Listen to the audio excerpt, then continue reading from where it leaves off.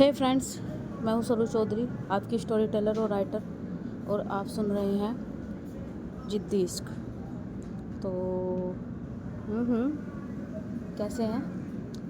मेरा channel monetise हो गया। हाँ, थोड़ा सा लेट ये वीडियो आपको मिलेगी, पर चैनल आज मोनेटाइज हुआ है, यानी कि आज ट्यूसडे है और 28 डेट है आज। और ये शायद आपको मिलेगा बृहस्पतिवार को, लेकिन फिर भी मैंने अपनी खुशी जाहिर कर दी, आपके साथ पोस्ट डाल दी। और इसलिए की है क्योंकि सबसे ज़्यादा आप सबका ही सपोर्ट था और फिर से टूटी थी, बार बार टूट रही थी, फिर से मोटिवेट किया। और अगर मोटिवेट करने में मैं बोलूँ जाऊँ तो सबसे पहला नंबर आएगा रोज़ का। थैंक यू रोज़, आपने मुझे मेल किया और बोला कि मैं आपके साथ हूँ ऑलवेज़, आप करो तो मैं आपके लिए सब करने के लिए तैयार हूँ। और थैंक यू प्रीति पांडे, उसने मेरे को बहुत मोरल सपोर्ट किया, उन्होंने भी मुझे कमेंट्स में बहुत सपोर्ट किया। और आईडी पर भी, और जैनसा उसने भी मेरे को मेल किया, क्योंकि उस टाइम पे तो मेरे पास ये तक नहीं था कि मैं पोस्ट डाल सकूं, कुछ भी नहीं, एकदम से सब ख़त्म हो चुका था।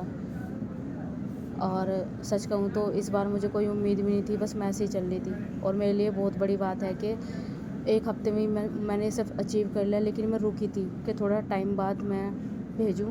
बट फिर से मुझे मेल आया रोज़ का, उसने बोला भेजो, आप डरो मत, आप अच्छा कर रहे हो और देखो result. Thank you so much Rose, thank you so much Preeti, and thank you so much Simran. New subscriber है हमारी, लेकिन उन्होंने भी हमें बहुत सपोर्ट किया। Thank you so much Abhi, thank you so much Prajapati.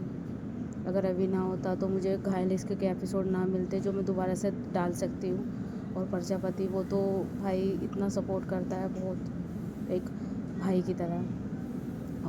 और भी मेरे बहुत सारे फ्रेंड्स हैं जो मुझे सपोर्ट करते हैं, और थैंक यू सो मच, बस इतना कहूँगी और ज़्यादा आपका समय नहीं लूँगी।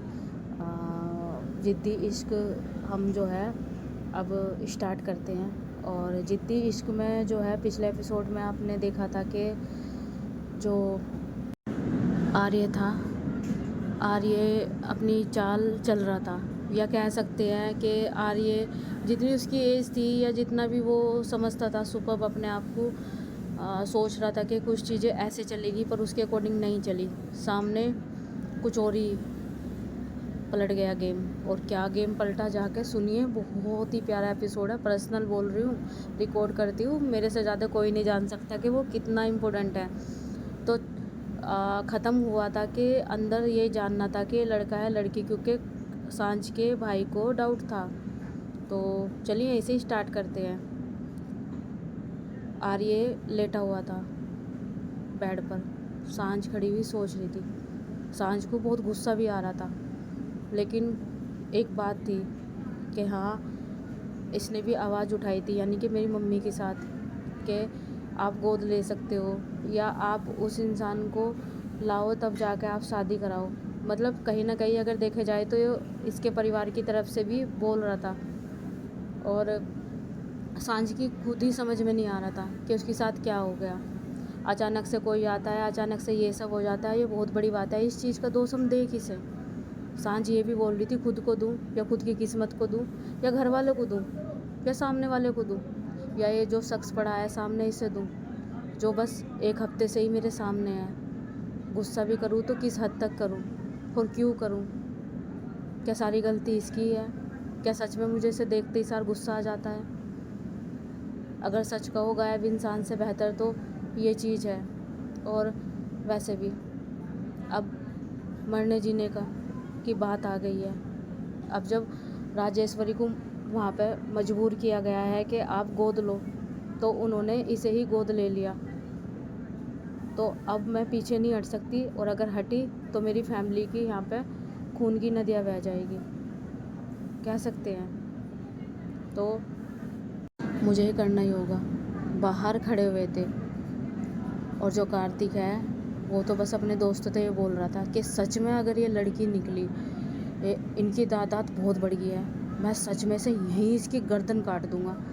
तभी जो वो लड़का है, जो उसका दोस्त है, वो बोलता है कि पर वो राजेश्वरी का पोता है और हमारी बहन से शादी होने वाली है ना। कैसी बातें कर रहे हो कार्तिक, तुम चुप करो, तुम मेरे दोस्त हो, दोस्त की तरह ही रहो, वरना फिर देखना। तुम्हें पता है ना हम किस चीज़ से बिलोंग करते हैं?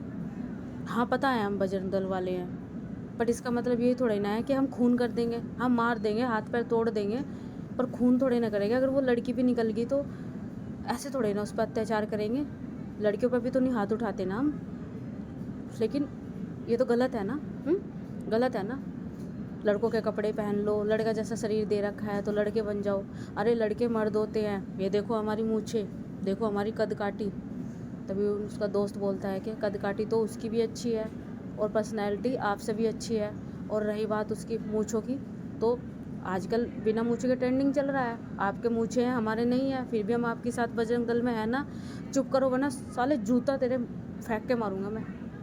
अभी रिजल्ट निकल जाएगा, वो तो वक्त ही बताएगा, चाहे दुनिया इधर की उधर हो जाए। मैं अपनी बहन के पास खड़ा हूँ और अपनी बहन की ही साथ खड़ा हूँ। आई बात समझ में? और मैं बुरा नहीं होने देने का बिल्कुल भी। जिस सिद्धांत पे मैं चलता हूँ ना, वही कायम रहेगा।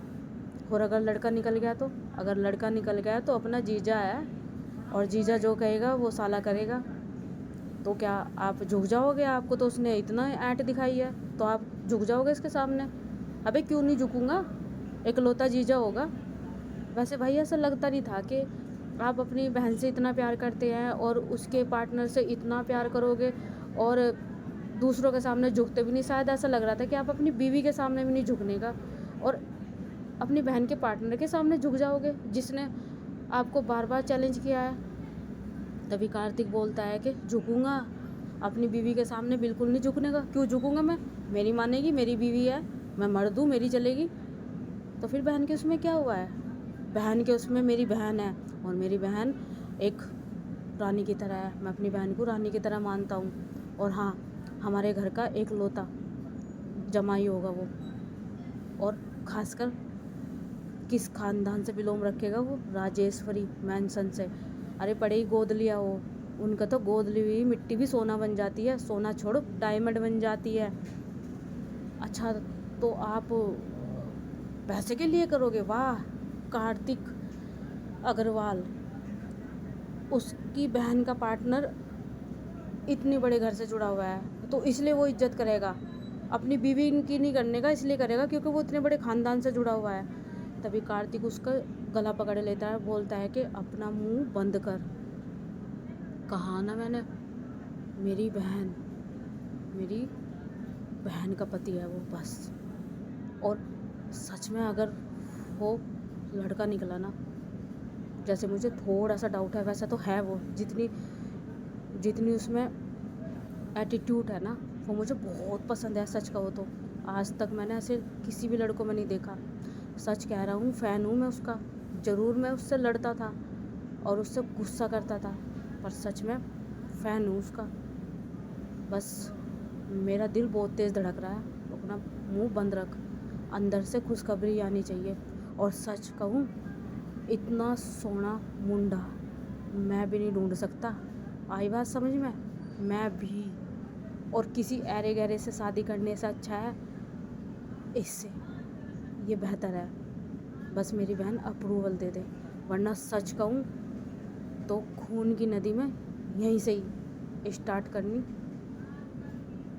कर दूँगा। तभी जो उसका दोस्त है वो बोलता है कि ओके भाई, ठीक है ना, ठीक है। और ये चीज़ अंदर सांझ सुन रही थी, और अब सांझ फैसला लेती है कि नहीं, मैं ये खून की नदी अब बहने नहीं देने की, और अब कुछ भी ऐसा नहीं होने देने की। अब जो भी है देखा जाएगा, शायद मेरी किस्मत में यही इंसान है।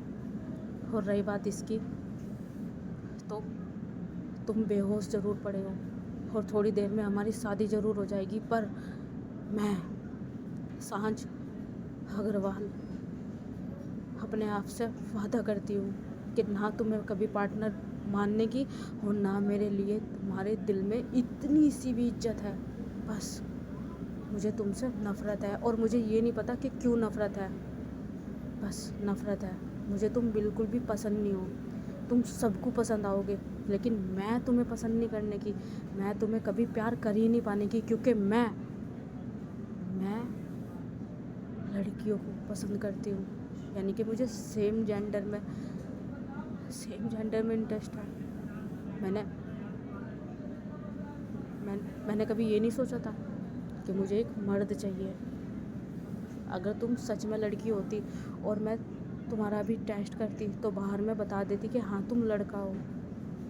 लेकिन अगर तुम लड़का हो, बाहर सबको पता तो चल जाएगा, शादी तो हमारी हो जाएगी, पर मैं कभी आपके पास आ नहीं पाने की, कभी भी, क्योंकि मुझे ये चीज़ बिल्कुल पसंद नहीं है। मुझे घिन आती है इस रिलेशनशिप से। मुझे सेम जेंडर में प्यार चाहिए, क्योंकि जो तुम्हारे अंदर एटीट्यूड है ना, उससे मुझे चिढ़ है।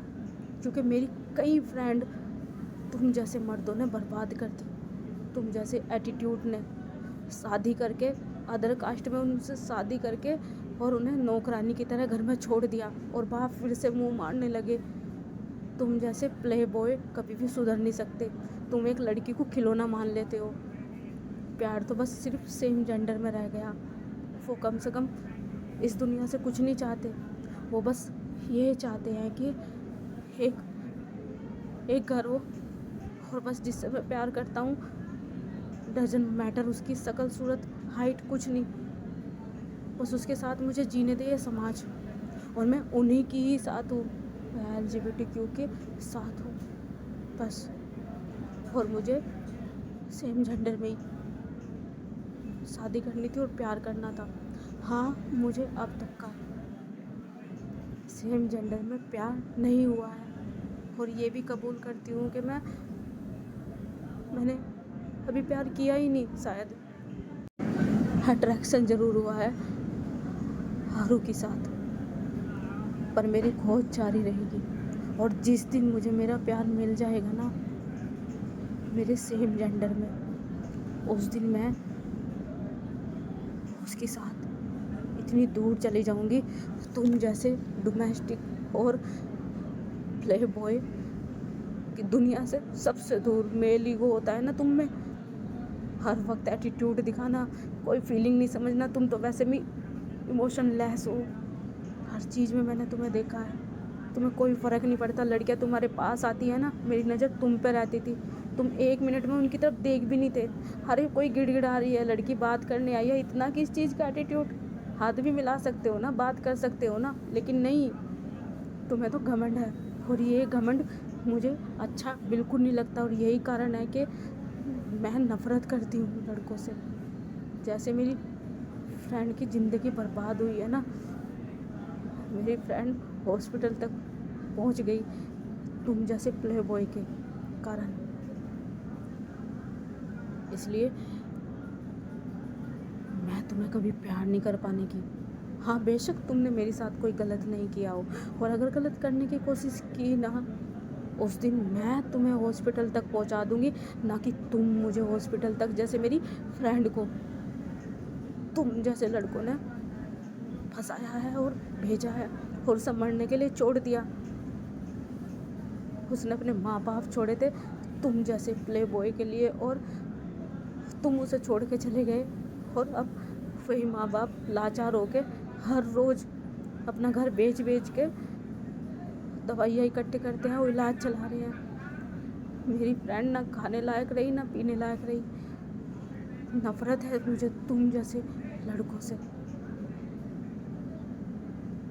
और ठीक है, और फिर वो उसके पास जाती है, उसकी जो है नीचे के कपड़े को खोलती है। दूसरी तरफ उसने फेस कर रखा था। जब वो फेस करके टर्न होती है और उसको नीचे करती है, तो उसके आंसू नीचे गिर जाते हैं, और फिर वो फट से बंद करती है और एक लंबी सांस लेती है और बोलती है कि काश तुम लड़की होते तो मैं तुम्हें एक मौका दे भी देती, चाहे तुम कैसे भी थे, पर ठीक है। तभी बाहर से खटखटाने की आवाज़ आती है, अपने आंसू पोंछती है और गेट खोलती है। और कार्तिक बोलता है कि बताओ क्या क्या हुआ छोटी, बताओ। वो लड़का ही है ना? लड़की नहीं है ना? अगर नहीं हो साले को भी काट दूंगा मैं, बता। और उसको जो है ना, उसका भाई उसका जो कॉलर पकड़ रखा था, जो उसने ब्लेजर पहन रखा था, उसको ऐसे उठाता है, बोलता है, उसके गर्दन पे रख देता है एक जो है बंदूक। तभी जो सांझ है बोलती है कि नहीं, वो लड़का ही है, मैंने चेक कर लिया। कर लिया तुमने चेक? हाँ हाँ हाँ, चाहो तो आप भी चेक कर सकते हो। नहीं नहीं नहीं बेटा, आपने कर लिया, इतना ही बहुत है। तभी वो बाहर जाता है और अपने दोस्तों को गले लगाता है, बोलता है कि मुँह बाहर रखो। अरे मेरा जीजा लड़का है यार, मर्द है ये। और जो आर्य है वो हल्का हल्का जो है ना बात कर रहा था, बोल रहा था। और जब सांझ बोल रही थी ना वहाँ पे खड़ी होकर, तो आर्य देख रहा था और बोल रहा था, बस उसे होश नहीं थी। जब वो उसके कपड़े भी वो करता है, वो अपने हाथ थोड़ा इधर उधर मारता है कि मेरा ऐसे हाथ ना लगाओ, जो भी है उसे वो भी दिख रहा था। जब कार्तिक उसको ऐसे पकड़ के उसका गिरवान करता है अपनी ओर और गन रखता है, तब भी वो अपना हाथ वो कर रहा था। लेकिन उसे बेचारे को यही नहीं पता, देखो उसको ऐसा डोज दिया जा रहा था कि इसमें होश तो रहता है इंसान को, उसके साथ हो क्या रहा है वो पता नहीं है, बस वो हाथ चलाता है, उसको ये नहीं पता कि हो क्या रहा है उसके साथ। तभी जो कार्तिक है बोलता है कि ओए मेरे जीजा को सम्मान के साथ चल लेके आ। तभी वो नीचे लेके आते हैं और बिठाया जाता है और बोलते हैं कि हम सॉरी राजेश्वरी जी, हम सॉरी। अब राजेश्वरी जी नहीं, आप तो हमारी रिश्तेदार हो गई, मेरी बहन की दादी सास, तो मैं आपको दादी बोलूँगा। हम सॉरी दादी जी, आपका पोता ही है, मेरी बहन ने चेक कर लिया, वो लड़का ही है। भाई साहब, जो खुशी की लहर दौड़ती है। तभी जो पार्वती है वो भाग के आती है और बोलती है कि सच में। तभी वो गले लगाते हैं और बोलती, देखा मैंने कहा था ना, देखा है। तभी पार्वती बोलती है कि हाँ हाँ हाँ हाँ हाँ, लड़का ही है वो, लड़का ही। आप बोल रहे थे ना कि मुझे थोड़ा सा संदेह लग रहा है, अब पूरा हो गया ना।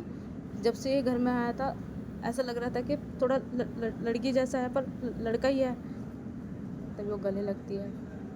तभी राजेश्वरी बोलती है कि अब बहुत हो गया, यहाँ तक कि हमारे पोते का भी अपमान हो चुका। तभी सांझ के पापा आते हैं और घुटनों के बल बैठ जाते हैं, बोलते हैं कि हमें माफ़ कर दीजिए, हमें माफ़ कर दीजिए, हमारा बेटा बस थोड़ा सा, कोई बात नहीं, यहाँ तक के सहन कर लिया, अब अगर देर लगाई नहीं, सब तैयार है। तभी वहाँ पे मंडप लगाया जाता है और वहाँ पे जो है ना हमारी जो सांझ है उसे बुलाया जाता है। और जो आर्य है वो उसको कपड़े दूसरे पहनाए जाते हैं, यानी कि राजेश्वरी ने उसके लिए कपड़े मंगाए थे बहुत ही अच्छे। तभी वहाँ पे जो है ना शादी का सारा प्रोग्राम किया जाता है। और जो राजेश्वरी की बहुएँ हैं वो भी मैसेज कर देती है, उनके लड़के भी आते हैं और वो बोलते हैं कि क्या कर रहे हो माँ आप ये, और आपने इतना बड़ा फैसला ले लिया, डिसाइड हुआ था ना पूरी मीटिंग में सब बिजनेसमैन वहाँ थे आपके साथ, जो बिजनेस करते हैं इतने सालों से, क्या आप 6 महीने दोगे? और अभी तो सिर्फ 2 ही महीने हुए हैं, आप ऐसे कैसे कर सकते हो? आप ऐसे कैसे इसको गोद ले लिया? तभी जो राजेश्वरी है बोलती है कि हमारे साथ जो रहेगा वो यहाँ रहे, हमारे साथ जो नहीं रहने का वो यहाँ से चला जाए। और हाँ, अगर उसके कदम यहाँ से बढ़ के घर की तरफ गए तो समझ लेना कि उसका और हमारा साथ यहीं तक ही था। हमारी जो खुशी है उस खुशी में शामिल हो जाओ चुपचाप। अभी तक तुम्हें ये लगता था कि मेरा पोता आएगा, और शायद तुम्हारे अंदर ये लगता था कि वो शायद आने का ही नहीं, मर गया, लेकिन अब मैंने अपने पोते को गोद ले लिया है। आप क्या जानते हो उसके बारे में? क्या जानते हो? माँ, अचानक से कोई लड़का आता है, आप उसे गोद ले लेते हो। हमारे खानदान में किसको जगह दे रहे हो, उसके खानदान का नहीं पता, इसके किसी चीज़ का नहीं पता। तभी राजेश्वरी मुड़ती है गुस्से में और बोलती है कि खामोश, इसके खानदान के बारे में तुम्हें जानने की ज़रूरत नहीं है। इस खानदान ने से अपना लिया ना, और इसका तो पहले से ही सरनेम भी मल्होत्रा है। बस यही चीज़ हमें इसकी बहुत पसंद है कि ये मल्होत्रा है। अच्छा, सभी मल्होत्रा होंगे माँ, तो आप उनको सबको गोद ले लोगे? उनमें और इसमें अंतर है। इसने हमें दादी माँ बोला है ना, जब से हमारे अंदर की जो फीलिंग है वो इतनी स्ट्रॉन्ग है, ऐसा है जैसे कि ये हमारा रियल पोता है। हाँ, फीलिंग के ऊपर किसी को भी रख लोगे हैं। और उसके दोनों पोते उससे बराबर बहस कर रहे थे। तभी राजेश्वरी को गुस्सा आता है, बोलता है कि वकील साहब, इनकी प्रॉपर्टी इनको दे दी जाए आज ही, और इनको बोल दिया जाए कि मल्होत्रा मैंशन में इनकी कोई ज़रूरत नहीं है। तभी उनकी बहुएं पैरों में पड़ते हैं, बोलते हैं कि मामा जी, आप क्या बात कर रहे हो, कैसी बातें कर रहे हो? हमें कुछ नहीं चाहिए, हम तो आपके साथ रहना चाहते हैं। हम इन्हें समझा रहे हैं, लेकिन ये समझ नहीं रहे। माँ जी, हमें क्यों दूर कर रहे हो? तभी राजेश्वरी बोलती है कि किसने कहा कि हमारी बहुएं उस मैंशन से जाएगी, हमारी पोतियाँ? हमने उससे कहा है जिसने हमसे विरोध किया है। हमारा हरा भरा परिवार है, हरा भरा ही रहे तो ज़्यादा अच्छा है। और हाँ वकील साहब, जाइए। तभी उनको उनकी प्रॉपर्टी दे दी जाती है, और वहाँ पे बोली होती है कि इनको इतनी फैक्ट्रीज मिली है और इनको इतनी ज़मीन मिली है। यहाँ तक के जो विदेश वाला जितना भी बिजनेस है वो छोटे बेटे के लिए, और जो इंडिया का बिजनेस है वो बड़े बेटे के लिए, और अपनी पोतियों के लिए जो है वो अलग था। यानी कि 10 फैक्ट्री बड़ी वाली बेटी को मिली थी, और छोटी वाली बेटी है जो, उनके लिए उन्होंने अलग से रख रखा था। जब उनकी शादी होगी उनको उससे ज़्यादा मिले या कम मिले जो भी है, उसकी दादी ने अनाउंसमेंट वहाँ करवा दिया था कि जितनी बड़ी बेटी को मिला है इतना ही छोटी बेटियों को भी मिलेगा।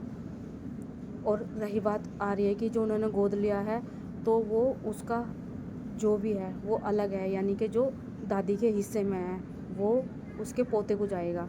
यानी कि उसके छोटे वाले का जो हिस्सा है वो भी, और जो दादी का हिस्सा है वो भी, और जो आर्य का हिस्सा है वो भी, यानी कि आर्य को 3 हिस्सा मिलेंगे अब। और इसमें किसी की भी अनुमति लेने की ज़रूरत नहीं है, वहाँ पर दादी बोल देती है। और वो ये भी बोलती है कि जिसके सामने मीटिंग हुई थी वो हमारे घर के सदस्य नहीं है, वो बिजनेस करने आते हैं हमारे साथ, तो बिजनेस तक ही सीमित रहेंगे। हमारे घर की प्रॉपर्टी किसे देनी है, किसे नहीं, किसे यहाँ का युवराज बनाना है, ये सब हमारे अंडर में आएगा। तभी जो सारी प्रॉपर्टी वगैरह जो है ले लेते हैं, तो उसके लड़के शांत हो जाते हैं। और राजेश्वरी बोलती है कि अब बताओ और चाहिए? नहीं नहीं नहीं नहीं माँ। तुम्हें चाहिए? नहीं माँ। और दोनों लड़कों से बोलती हैं सॉरी।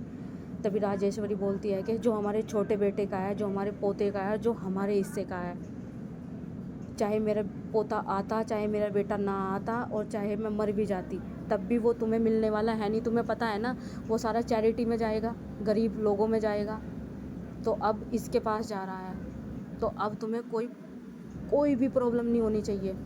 और अगर होगी तो वकील साहब जी मैम, मैंने ये डॉक्यूमेंट्स भी बना दिए हैं कि जो आपका साथ नहीं देगा वो आपका रिलेटिव नहीं रहने का, यानी कि चाहे वो आपका सगा बेटा ही क्यों ना हो। तभी वो बोल देते हैं ठीक है माँ, हमें आपसे दूर नहीं होना। हाँ ठीक है, जितना तुम्हें प्रॉपर्टी मिला है ना, अब से अपना बिजनेस करो। मेरे से कोई राय लेने की तुम्हें ज़रूरत नहीं है, ना मैं देने की। अब से जो मेरा पोता करेगा बस वही हम देखेंगे। और रही बात उसकी, आज तुमने बोल दिया कि उसका ख़ानदान क्या है या आपने गोद लिया है, अपने पोते को गोद ले लिया, ये इसके कागजात हैं। और अब किसी का मुंह नहीं है कि वो मेरा पोता नहीं है या वो गोद लिया हुआ है। तभी सब बोलते हैं कि अब से ऐसा नहीं होगा, नहीं बोलने के। तो यही डिसाइड होता है। और उधर राजेश्वरी गुस्से में जब देखती है तो मंडप पे बिठा दिया गया था आर्य को, और उसे उसके पापा भी डर गए थे सांझ के। तभी वहाँ पूरी तरीके से, संपूर्ण तरीके से पूजा होती है और राजेश्वरी पूरे विधि विधान से वहाँ पूजा करवाती है। एक भी शब्द ऐसा नहीं कि जल्दी हो रही है, नहीं हो रही है, कुछ नहीं। वहाँ शादी ऐसी होती है कि जैसे तो राजा रानियों की शादी हो रही है। चारों तरफ फूल बरसाए जा रहे हैं और बाहर जो है ना ढोल नगाड़े बज रहे हैं। राजेश्वरी ने पूरा इंतजाम करवा दिया था और ढोल बज रहे हैं, नगाड़े बज रहे हैं, शहनाई बज रही है और बहुत ही अच्छा मंडप सजाया गया था, बहुत ही प्यारा। यानी कि पूरे इंडिया में जो सबसे अच्छा मंडप सजाने वाला था उसको हायर किया था, पर्सनल जेट में आया था। हर तरीके से राजेश्वरी ने इतना अच्छा बंदोबस्त वहाँ करवा दिया था, मानो ये होने ही वाला था। और पैसे वालों के लिए कुछ नहीं है भाई, वो एक घंटे में सब कुछ करवा सकता है। और ये शानो शौकत देख कर सब दंग थे। सांझ की माँ बहुत खुश थी और सांझ के पापा इतने खुश थे। और उधर जो कार्तिक है वो तो अपनी बंदूकों से पटाखे उड़ा रहा था। यानी कि अपनी, कोई तो पटाखे जलाता है, वो बंदूक से शूट कर रहा था। और वहाँ पे शादी हो रही थी अंदर। कार्तिक आता है, अपने चारों चिगर्दे खड़े हो जाते हैं वे सपोर्ट करने के लिए अपनी बहन को। और अच्छे से वहाँ बहुत अच्छे से शादी होती है। सिंदूर भरने के लिए बोलते हैं तो सिंदूर भरवाते हैं। और हाँ, सिमरन अपने भाई का हाथ पकड़ के जो है सिंदूर भरवाती है। और अपनी भाभी के पास खुशी और मुस्कान थी और सिमरन अपने भाई के पास थी। सिमरन बहुत खुश थी। सिमरन से उसकी दादी पूछती भी है कि बेटा तुम्हारा भाई पसंद आया है? तभी सिमरन बोलती है कि मेरी जो तस्वीर थी ना मेरे मन में, दादी माँ आपने मुझे वो दे दी और मुझे मेरा भाई मिल गया। और मुझे ये नहीं पता कि ये गोद लिया है आपने, क्या है मुझे नहीं पता, पर इसे देख के मुझे एक अलग सी फीलिंग आई है। अब मुझे जीने की इच्छा मिल गई है। अब मुझे लग रहा है कि मेरा अपना कोई आ गया है। हाँ, वो मुझे हर जगह से प्रोटेक्ट करेगा। बेटा प्रोटेक्ट तो हम भी करते हैं, इतने बॉडीगार्ड्स वगैरह सब हैं। पता नहीं दादी, पर पता नहीं क्यों ऐसा लगता है कि कोई छेड़े वो प्रोटेक्ट करना नहीं है, या कोई कुछ कह के चला जाए। प्रोटेक्ट करना वो है कि मेरा भाई मेरा हाथ पकड़ के बस खड़ा रहे और कहे कि मैं हूँ ना, इतना ही बहुत है। और जब मैं इसका हाथ पकड़ती हूँ ना तो मुझे बहुत सुकून मिलता है, बहुत ज़्यादा। मेरा मन करता है कि मैं उसे बोलूँ कि छोटे तुम मेरे साथ हो ना। तभी दादी उसे गले लगा लेती और बोलती है कि तेरा छोटा ही है ये, तू उसे छोटा कह के बुला सकती है। तेरा भाई, तुझे जो करना, जैसे बोलना बोल लेना, बस खुश है ना तू? तेरे भाई के साथ शादी हो रही है, भाभी पसंद है? बहुत पसंद है। मेरा भाई भी बहुत सुंदर है दादी माँ, इतना सुंदर तो हमारे परिवार में कोई भी नहीं है। बहुत सुंदर है मेरा छोटा, बहुत सुंदर है। देखना देखना, बहुत जल्द मेरे घर में एक किलकारी और गूंजेगी, देखना। हाँ हाँ दादी माँ, हाँ। और वहाँ पे जो है ना सिंदूर भरवाया जाता है, जो भर चुका था। और अब मंगलसूत्र दिया जाता है। मंगलसूत्र भी बहुत प्यारा बनवा रखा था, बहुत ही प्यारा मंगलसूत्र पहनाया जाता है। और सब कुछ हो जाता है और वहाँ पे जो शादी है संपन्न हो जाती है। तभी जो है आशीर्वाद लिया जाता है। और बेचारे आर्य को तो होश ही नहीं था, उसको झुकाया जाता है आशीर्वाद, और दादी से गले लगाती है और सबके आशीर्वाद दादी दिलवाती है अपने पोते को गले लगा के। सांझ बस ऐसी हो गई थी जैसे वो टूट चुकी हो। आंसू उसके बह रहे थे, आंखें उसकी लाल हो रही थी और बस सीधी की सीधी चल रही थी। उसको कुछ पता नहीं था कहाँ किसे ले जा रहे, यहाँ झुकना वहाँ झुकना, यहाँ खड़ा होना वहाँ खड़ा होना, कुछ नहीं। और उसकी माँ सांझ को जो है बिठाती है, वो बोलती है कि बेटा अब जो भी है यही है तेरा, ये तेरा भविष्य है। जो सांझ है अपनी माँ की तरफ नज़र उठा कर देखती है और कुछ नहीं कहती, बस आंसू निकल जाते हैं, मानो वो बेबस है और बस यही कह रही है कि क्या आपने ये किया है सही है। बस इतना ही दर्द उसकी आंख में चमकता है। और उसकी माँ उसे कुछ कहना चाह रही थी या उसको गले लगाना चाह रही थी, लेकिन इतने में ही राजेश्वरी का ऐलान होता है कि मेरे पोता और मेरी पोते की बहू की शादी हुई है, यहाँ से घर तक का बैंड बजने चाहिए और यहीं से ही निकलेगी। पूरी सड़क पर जैसे होता है ना, बारात की तरह निकलती है यहीं से ही। और जो गाड़ी है बहुत एक्सपेंसिव गाड़ी सजा के मंगा रखी थी। तभी वो वहाँ ले जाते हैं और आर्य को बिठाते हैं ऊपर। जिसका ऊपर छत नहीं होती वो वाली गाड़ी थी। मैं गाड़ियों का कोई स्पॉन्सर नहीं करना चाहती यहाँ पे। अच्छी गाड़ी थी, बहुत बड़ी गाड़ी थी। आगे दादी बैठी हुई थी और जो ड्राइव थी वो जो है एक ड्राइवर कर रहा था और ड्राइवर के सर पर भी पगड़ी बंधी हुई थी और जो है पीछे वो बैठे हुए थे। हाँ, दादी अपने पोते की ही गाड़ी में बैठी हुई थी और पूरे एटीट्यूड से बैठी हुई थी अच्छे तरीके से। और पीछे गाड़ियों की कतार और बैंड बाजे और गाड़ी चल रही थी जैसे चींटी चलती है ना, धीरे धीरे, ताकि पूरे शहर में पता चले, पूरे शहर में। और वहाँ पे सारी मीडिया वगैरह सब आ जाती है, सब, हर जगह शोर मच जाता है, हर जगह खबर फैल जाती है कि राजेश्वरी जी के घर में शादी हुई है और शायद उनका पोता आ गया है और उनके घर में जो है बहू आ गई है, सब में। और जो दादी है घर तक का ले जाते हैं ऐसी। काफ़ी टाइम लगता है घर जाने में और घर जाके जो राजा महाराजाओं वाला जो उनका स्वागत होता है और घर इतना प्यारा सजाया जा रहा था। तभी अंदर ले जाते हैं। अंदर ले जाने से पहले जो है ना, दादी माँ वहाँ पे एक जो है ना सिंहासन सा लगवाती है, वहाँ बिठाती है और खुद बैठती है और बैठ के जितने भी मीडिया वाले हैं वहाँ बिठा देती है सबको। तभी जो राजेश्वरी है वो बोलती है कि आप सबको डाउट होगा कि आखिर शादी किसकी है और घर में बहू किसकी आई है।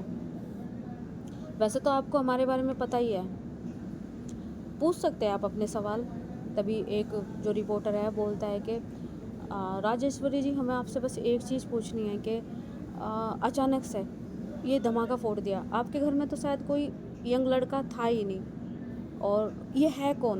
बस आप पहले ये सबके सामने बता दीजिए कि ये शख्स है कौन, जो ये यंग मैन बैठा हुआ है दूल्हे के गेटअप में।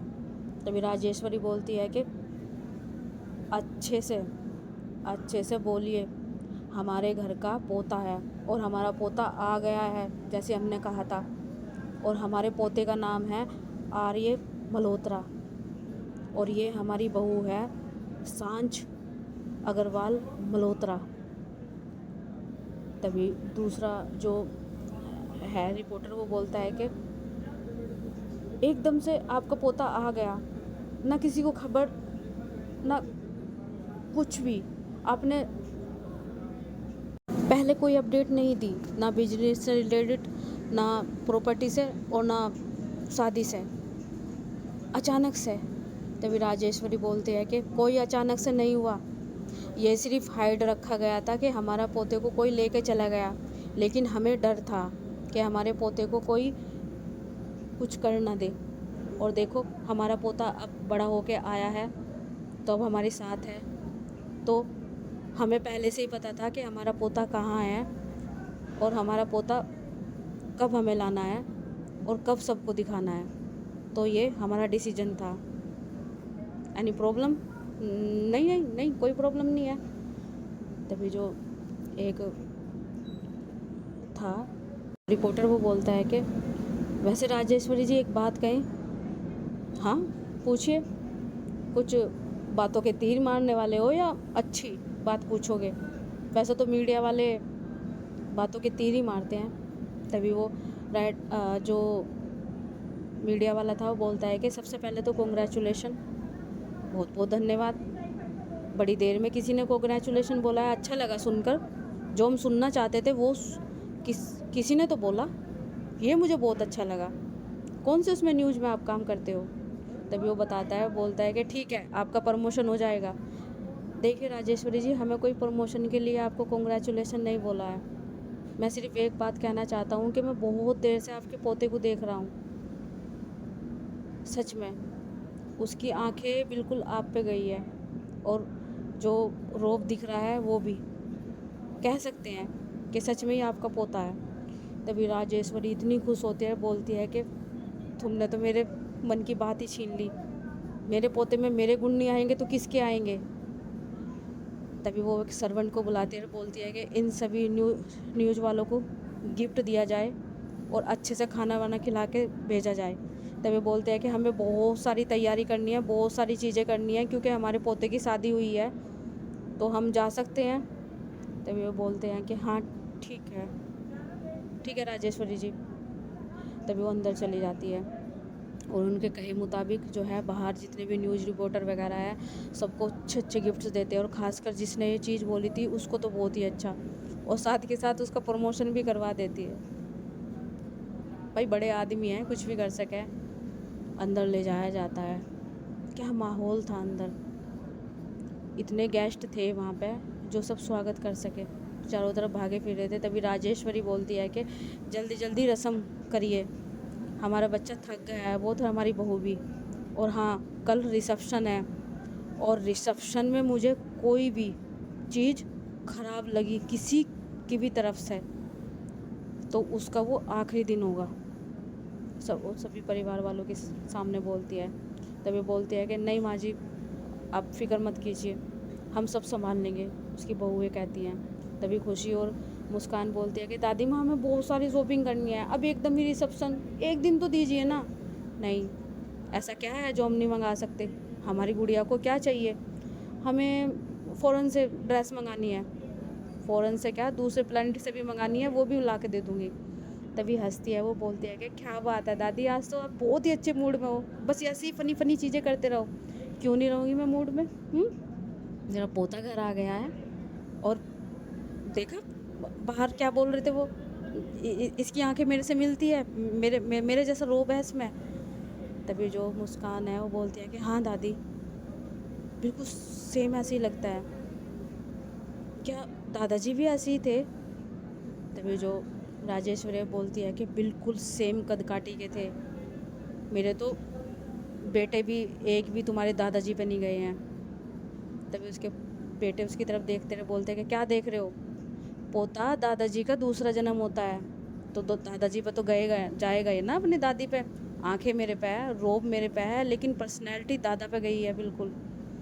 और सच में आर्य इतनी अच्छी पर्सनैलिटी गई थी उसकी, मानो जैसे भगवान ने उसे उसी तरीके से बना रखा था। जेनेटिक होता है भाई ये चीज़ें। और उनके घर में काफ़ी स्मार्ट थे सब, और हाइट वाइट भी बहुत अच्छी थी।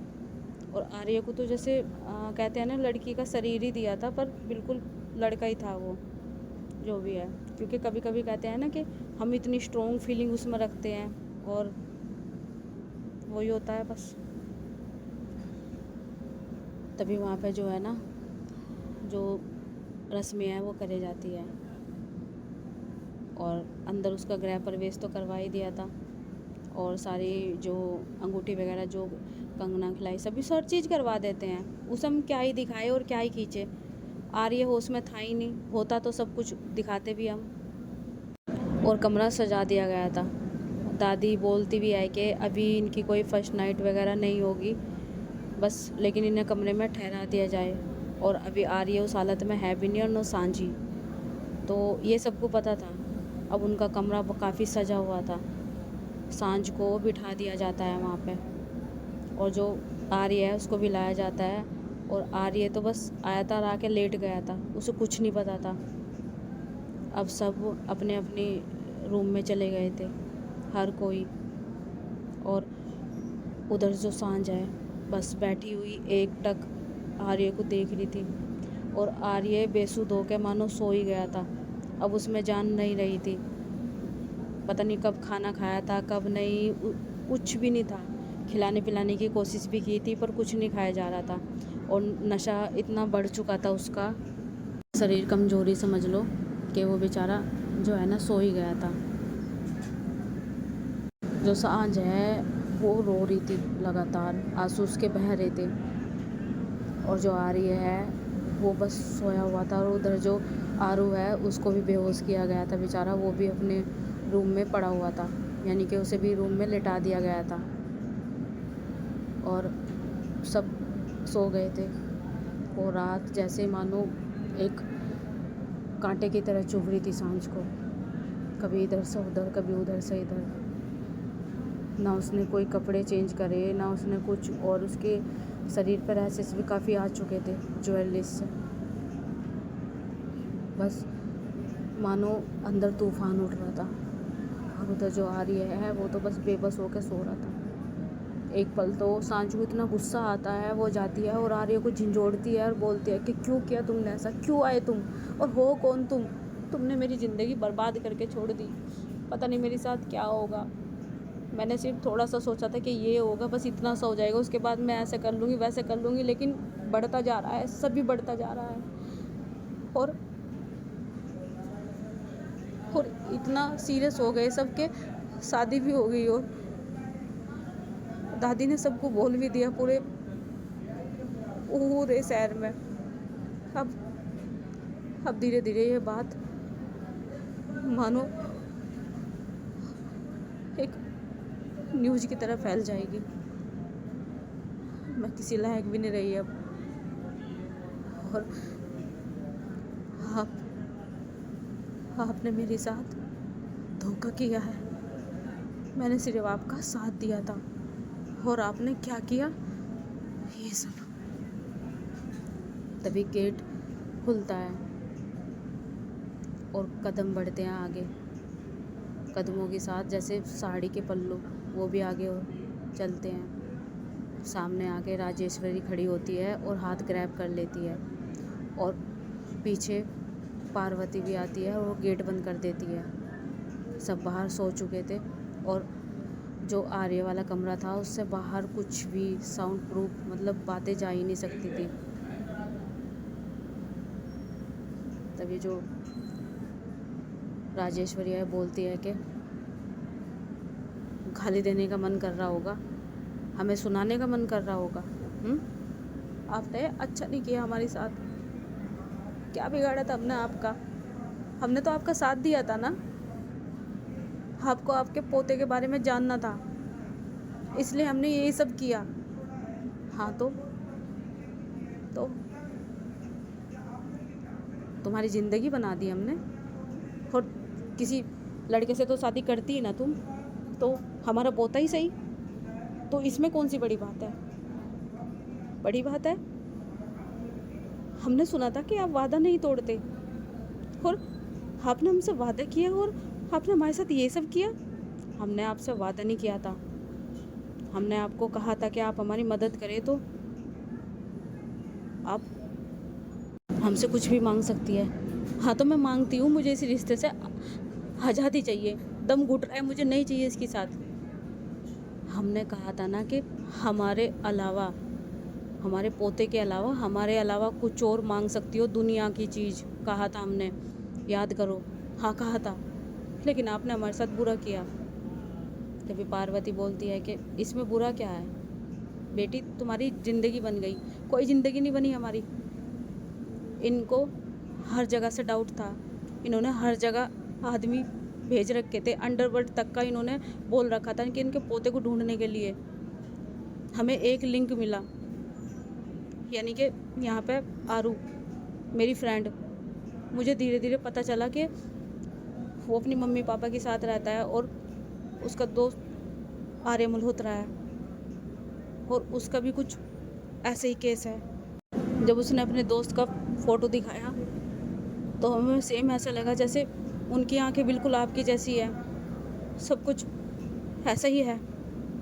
फिर हमने उनकी हिस्ट्री जानने की कोशिश करी। आरू को ज़्यादा पता नहीं था, बस थोड़ा थोड़ा हमने उन्हें अपने जाल में फंसाना स्टार्ट कर दिया, और लॉन्ग डिस्टेंस वाला प्यार स्टार्ट कर दिया। अब उससे प्यार नहीं करते थे, लेकिन धीरे धीरे अट्रैक्शन हो गया था, पर नहीं हुआ था, मुझे प्यार हुआ ही नहीं था, उस जैसे इंसान से तो हो ही नहीं सकता। फिर ये सब पता चला, बस इतना ही पता चला कि हाँ, उसकी माँ का नाम ये है और पापा का नाम ये है। गलती यहाँ हो गई आर्य के मम्मी पापा की के उन्होंने सेम नाम रखा और सेम नाम ही हिंट दे गया, और उस हमने सारी परमिशन ली। फिर हमने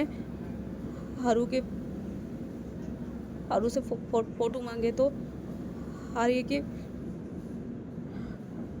की माँ का फोटो देखा और पापा का तो श्योर हो गए हम। फिर हमने आपको भेजा, आप हमें एनजीओ में मिली थी ना, आप परेशान थी, बस हमने कहा था कि अगर हम आपकी मदद कर सके, मुझे आपसे कुछ नहीं चाहिए था, ना पैसा ना प्रॉपर्टी, कुछ नहीं। मैं सबकी हेल्प करती थी, आप वहाँ आते थे, आप मुझे बहुत अच्छे लगते थे, लेकिन आपने हमारे साथ ये किया।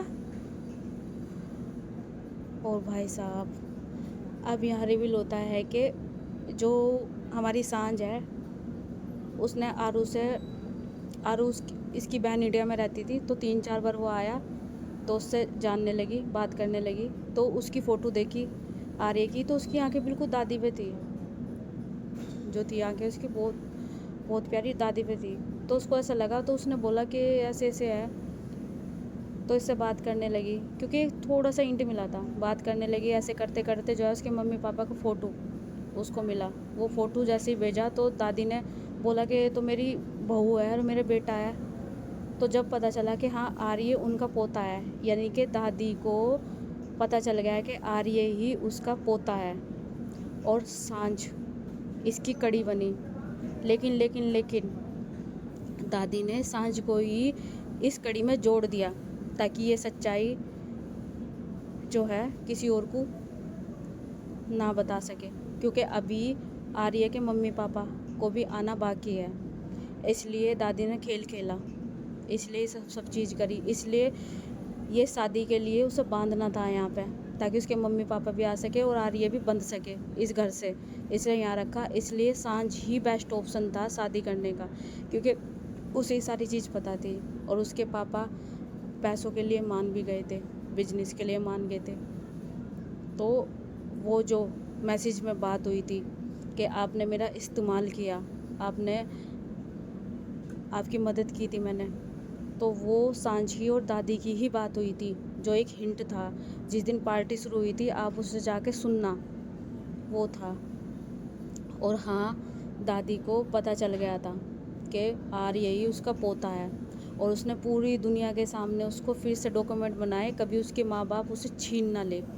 अब उसने कानूनी तौर पे कर लिया, और उसने वहीं की वहीं उसकी शादी भी करवा दी, कभी वो छोड़ दे अपने वंश के लिए और अपने घर में रखने के लिए अपने पोते को।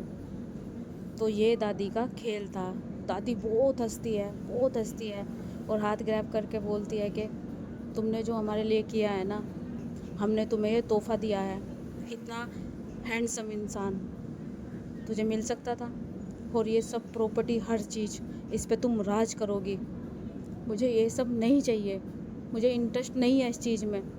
हो जाएगा बेटा, अभी तुम बच्ची हो, मैं बच्ची नहीं हूँ। तभी राजेश्वरी वहाँ से चली जाती है, और जो पार्वती है वो बोलती है कि बेटा आप ना बहुत गलत कर रहे हो, आपको पता नहीं कि आपको क्या मिल गया, और राजेश्वरी जी ने आपको एक तोहफ़ा दिया है।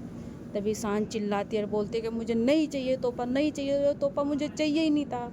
और पार्वती भी वहाँ से चली जाती है, और वो खूब नोचती है खुद को, और घुटने के बल बहुत रोती है, बोलती है कि मैंने क्यों किया ऐसा, मैंने खुद का नुकसान कर लिया, मैंने तो मदद की थी, और ये सब। और हाँ, आपकी समझ में नहीं आया हो तो हम बता दें, दोबारा से फिर से रिपीट करते हैं। दादी हर जगह उसे ढूंढ के मतलब कि थक गई थी। आरू जो है अपनी बहन के यहाँ पे इंडिया आता रहता था, उसकी बहन थी, उसकी बहन उसके बारे में बताती थी, और आरू जो है ना आर्य की बात बहुत करता था, उसका बेस्ट फ्रेंड है। तो उसने ऐसे अपनी फ्रेंड से बोला कि अच्छा ऐसी बात है, ये लंदन से आता है, चलो ठीक है। उसके दोस्त को भी दिखाया तो उसमें उसने आर्य का फ़ोटो देखा। आर्य का फ़ोटो देखा तो उसकी आंखें बिल्कुल उसकी दादी जैसी थी। मतलब कहते हैं ना कि एक तिनका मिल जाना। तो सांझ इस चीज़ पे कुछ करना नहीं चाहती थी, लेकिन फिर भी वो आगे बढ़ी। धीरे धीरे उससे बातचीत हुई, प्यार किया, प्यार का नाटक किया। प्यार व्यार कुछ था नहीं उसे, एक कह भी सकते हैं अट्रैक्शन भी नहीं कह सकते, क्योंकि वो ऐसे इंसान को पसंद ही नहीं करती थी, क्योंकि उसे पता था कि आरू भी ऐसा ही है। और सब सोच रहे थे कि सांझ को पता नहीं था आरू के बारे में। आरू के बारे में सारी हिस्ट्री निकाल ली थी। हमारी सांझ बहुत इंटेलिजेंट है, काफ़ी इंटेलिजेंट है, टॉपर है वो, तो उसके लिए बहुत आसान बात है। तो इसलिए उसने जो है इससे मतलब फ्रेंडशिप करी। आरू को उसके बारे में पता नहीं था, मतलब कि भैया से भाग के आया था, ऐसे करा था, उसकी माँ लाई थी, ये वो कुछ नहीं। लेकिन लेकिन लेकिन लेकिन वो आर्य का उससे हिंट मिला था, आंखें उसकी जैसी है, थोड़ी थोड़ी ऐसी लगती है, जो भी है मल्होत्रा है थोड़ा, ये भी क्लिक कर रहा था, ये भी मेन था। तो उसने उसके माँ बाप का फ़ोटो आरू के पास था ही। तो उसने फ़ोटो दिखाया, तो जो भी चीज़ होती थी बात वो दादी को बताती थी। जैसे ही दादी ने फ़ोटो देखा वो चौंक गई, और जब भी पता चल गया कि बस ये मेरी बहू है। तो अब क्या होगा, इधर आर्य को भी पता है कि मुझे सच्चाई पता है, दादी को भी पता चल गई। और कड़ी कौन बनी, हमारी सांझ, किसी ने सोचा भी नहीं होगा। तो चलिए इस सस्पेंस के साथ ही आपको छोड़ते हैं और सस्पेंस लेके आते हैं, तो देखना कितना मज़ा आने वाला है जिद्दी इश्क में। और जितनी एनर्जी मेरे में आ रही है बहुत इतनी ही इस स्टोरी में भी आ रही है, और मेरा चैनल भी मोनेटाइज हो गया। तो बाय बाय, ध्यान रखना अपना, लव यू गाइज़।